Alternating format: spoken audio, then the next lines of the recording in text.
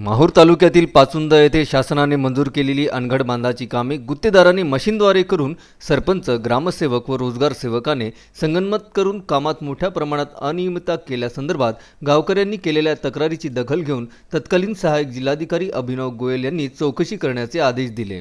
त्यानुसार दिनांक 6 ऑक्टोबर रोजी व्ही.आर. आरबडवार यांच्या नेतृत्वात ए.सी. जोंधळे, एस.यू. महामुनी, एस.के. झाडे या चमूने प्रत्यक्ष स्थळी जाऊन अर्धवट चौकशी केल्यानंतर पुढील चौकशी करण्यास टाळाटाळ केल्याने तक्रारकर्त्यांनी आमरण उपोषणाला बसण्याचा तोंडी इशारा दिला। नंतर मात्र 10 नोव्हेंबर रोजी पुढील चौकशी करण्याचे पत्र दिल्याने चौकशी कामात जाणीवपूर्वक दिरंगाई करून संबंधितास कसे पाठीशी घातले जाते याचा प्रत्यय सदर प्रकरणाने आला आहे।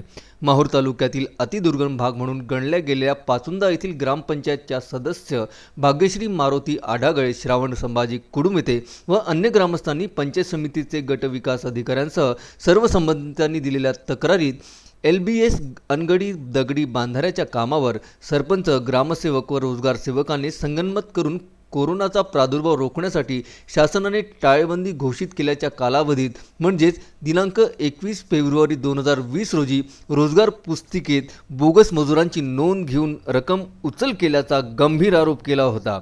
तसेच पेसा अंतर्गत येणाऱ्या ग्रामपंचायतने SC व ST मजुरांची संख्या भरपूर असतानाही त्यांच्याऐवजी आपल्या सोयीच्या मजुरांना काम देऊन रोजगार पुस्तिकेत त्यांच्या नावाची नोंद घेतल्याबाबतची बाब तक्रारीत नमूद केली होती। सदर कामाकरिता शासनाने 8,96,463 रुपयांचा निधी मंजूर केला असून अद्याप 18, 17, 9 व 45 या सर्वे नंबरमधील 2,94,570 रुपयांचे काम करण्यात आल्याची माहिती ग्रामसेवक SH मार्कंड यांनी दिली। चौकशी समितीचे अधिकारी व कर्मचारी एकत्र न आल्याने चौकशी पूर्ण करण्यास वेळ लागत आहे।